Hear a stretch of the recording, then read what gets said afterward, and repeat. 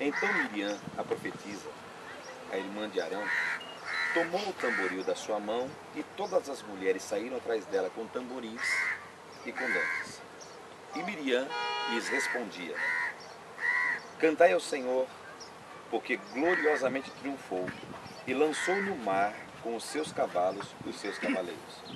Depois fez Moisés partir os israelitas do Mar Vermelho e saíram do deserto de Sur e andaram 3 dias no deserto e não acharam água. Então chegaram a Mara. Não puderam beber das águas de Mara, porque eram amargas. Por isso chamou-se o lugar Mara, que quer dizer amargura, amargor. E o povo murmurou contra Moisés, dizendo: o que é que nós vamos beber? Esta é uma história tão antiga, tão antiga. Contudo, essa é uma história de uma propriedade tão imensa, porque acredito que nas nossas vidas, todos nós vivemos num grande centro, todos nós que estamos, quem sabe, numa condição não tão difícil como a que às vezes a gente vê ao nosso redor, mas que a gente passa, se não por fora, passa por dentro. Começa a imaginar assim, são milhares de pessoas, milhares de pessoas. Eles saem da região, não da onde nós estamos, no Cairo, eles saem um pouco mais do norte. Ele sai de uma terra que tem uma grande fartura, apesar de viver no estado de escravidão, apesar de viver tolhido o seu maior direito, que é o direito de ir e vir. E quando eles saem debaixo do jugo da servidão, eles saem pedindo às pessoas que moram ao redor bens. As pessoas tinham tanta vontade que eles saíssem por causa das grandes calamidades que haviam acontecido, que começaram a dar a eles ouro, prata e bens preciosos. Eles saem com esta riqueza enorme do Egito. Há um arrependimento tremendo no coração de Faraó, como vocês já conhecem um pouco a história. Eles atravessam o mar se fecha. Em que local exatamente? Não se pode precisar. O que se pode dizer é que o mar se abriu. Ele está às nossas costas. E aí então, as minhas costas e as costas. E aí então, eles atravessam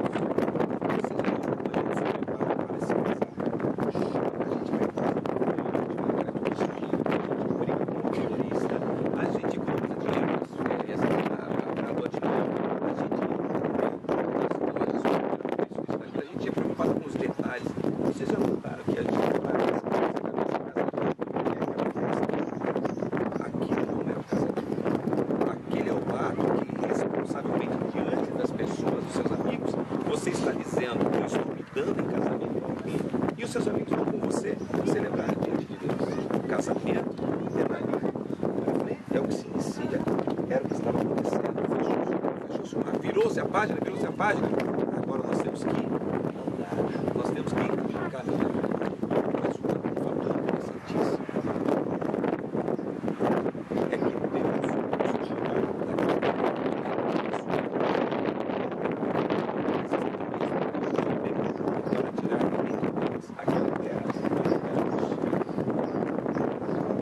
facilidade enorme de mudarmos geograficamente. Nós temos uma dificuldade enorme de mudarmos geograficamente. E eles não eram diferentes. E eles estão caminhando. Agora, a alegria, a efervescência da primeira informação, de ver o mar, os problemas. Todo mundo achava que os problemas estavam resolvidos. Não. Os problemas agora vão continuar de outra maneira, com outra cara, com outro jeito, mas vão continuar. Eles começam a caminhar.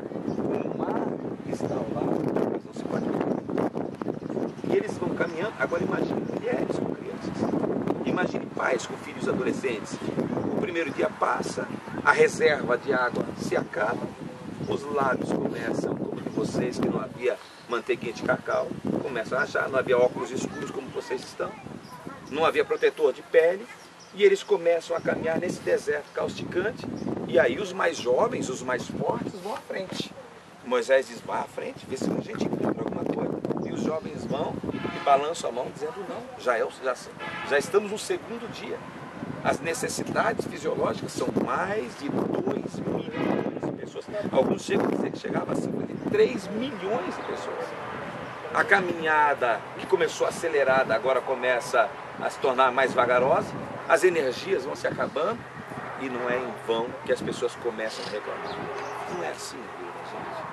Às vezes você pode ter tido uma alegria enorme na segunda-feira, bastou vir alguns problemas na terça, parece que toda aquela bênção, parece que toda aquela vitória que nós angariamos no dia anterior já vai perdendo o sentido. Como a gente precisa, como a gente carece de sentir a bênção todos os dias para não falar mal, para não dissimular, para não dizer coisas das quais a gente vê depois de nos arrepender. O coração dessas pessoas tornou-se amargo naquele dia? Não. O coração dessas pessoas só estava extenuando uma amargura que eles adquiriram durante todo o tempo de escravidão. E aí então, aqui é o ápice da amargura. Quando essas milhares de pessoas estão chegando, eles dizem assim, de que adiantou nos tirar de lá? E às vezes a gente faz perguntas como essas. Quando problemas surgem na nossa vida, a gente diz assim, de que adianta Deus na minha vida? Deus não está na sua vida para tirar você dos problemas. Porque na verdade eu não sei qual milagre é maior. Se é Deus vir e sacar você do seu problema, ou se é Deus vir e se solidarizar com você. Eu não vou tirar você do seu lamaçal. Tem muita coisa que você precisa aprender nele, mas eu vou descer e nós vamos passar juntos. E aí então, esse Deus maravilhoso estende sobre eles uma nuvem, para que isso não aconteça o que está acontecendo conosco. À noite, vocês observaram, tem alguma nuvem no céu? Nenhuma nuvem no céu. As nuvens servem como cobertor não apenas durante o dia, mas durante a noite também. Por isso que o deserto é quente durante o dia e frio durante a noite.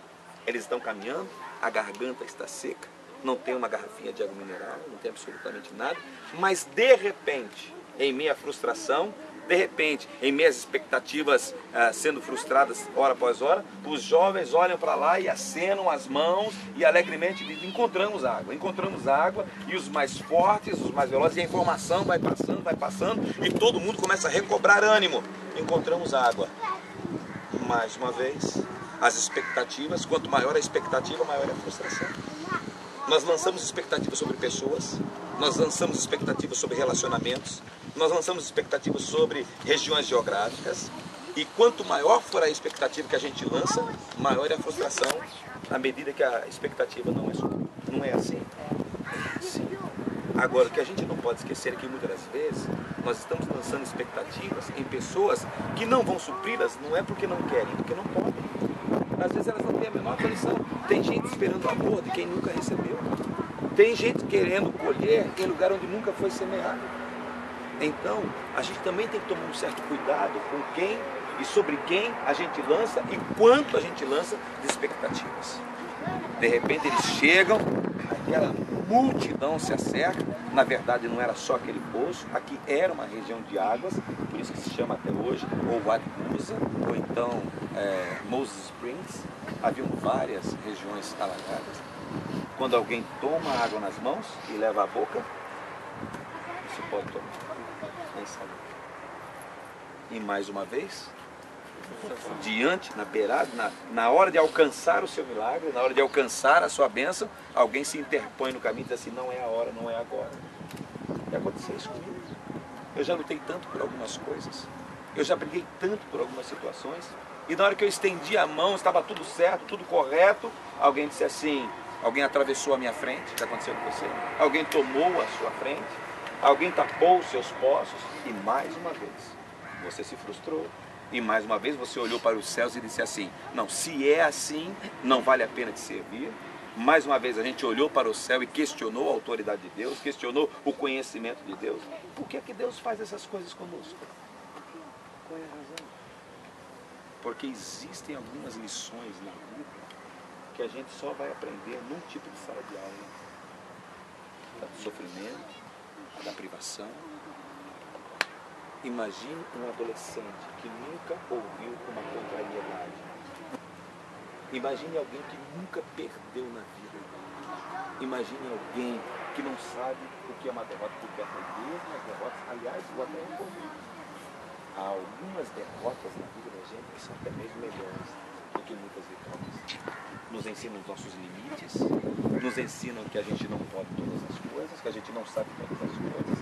Por isso, Deus está conduzindo as pessoas ao deserto, convidando-as a confiarem naquele que pode todas as coisas, naquele que sabe todas as coisas. E quando elas chegam aqui, mais uma vez, a manifestação de amargura se manifesta. Encontram no líder alguém sobre quem despejar as suas frustrações. Porque quando a gente está frustrado, a gente sempre busca alguém a quem culpar. E Moisés, o líder, vai se reportar àquele que tudo sabe. O que é que eu faço? E Deus diz assim: Moisés, pegue um pedaço de madeira, como qualquer uma dessas que você está vendo ao seu redor, e lance as águas. E diz-nos as Escrituras que as águas se tornaram águas doces até os dias de hoje. Israel já fez muitas guerras aqui, inclusive guerras recentes. Na última vez que Israel tomou a península do Sinai, eles tomaram da mesma água. Hoje eles não tomam mais desta água porque o governo possibilita tomarem águas vindo de outros lugares. Mas as águas aqui continuam sendo águas potáveis até os dias de hoje. Isso nos mostra que tudo o que Deus faz para durar a eternidade. Todas as obras de Deus, elas têm durabilidade. Eu estou falando de mim agora e vou falar agora. Eu não sei se existe nessa caravana alguém que foi mais amado do que eu. Por inúmeras razões. Nós nos conhecemos muito pouco. Aliás, a gente só conhece que as pessoas são os lugares que a gente deixa conhecer. Pouquíssimo é o que a gente mostra, muitíssimo é o que a gente conta. E eu era uma das pessoas mais amargas das que já tentei gente não. Eu era autodestrutivo. Mas houve um dia em que também na minha mara interior, na minha amargura interior, foi colocado um lenho, foi colocado uma madeira. Não como esta que você está vendo de acácia, mas a cruz do Calvário, quando deitou-se sobre a minha vida, tornou a minha vida doce. Eu tenho marcas internas, total e completamente diferentes das marcas que vocês têm. É justamente o que nos faz pessoas únicas, são as nossas marcas. Eu tenho cicatrizes que você não as tem. Mas você também tem cicatrizes que eu não tenho. Talvez com a mesma profundidade, talvez com a mesma largura, mas não com a mesma profundidade. Todos nós podemos até ter cicatrizes semelhantes, mas iguais. Ninguém as tem. Que dirá a eternidade. E Deus é o melhor de todos os cirurgiões, porque Ele começa por dentro, vai tirando a amargura, melhorando. O meu desejo nesta manhã, nesse início de tarde, é que da mesma maneira que aconteceu um milagre que descedentou mais de 2 milhões de pessoas, possa também nesta manhã acontecer um milagre na sua vida. Milagres não se explicam racionalmente. Porém, quando em Deus estamos, nós entendemos. Não quer dizer que a gente consiga explicar, mas eu consigo entender o que Deus fez na minha vida, na minha história. E eu quero orar por você, eu quero pedir a Deus por você e suplicar que aquilo que aconteceu há tantos e tantos anos atrás, mais uma vez, aconteça nessa vida. Primeiro, eu vou fazer uma oração de modo que nós deixamos de generalizar, todos nós, e depois, se você desejar e eu puder orar por você em particular, eu gostaria de fazer. Se assim, você não precisa me dizer o que é. Acredito eu que Deus é o Deus capaz de mudar o seu interior, lidar com as suas amarguras internas, mas eu gostaria de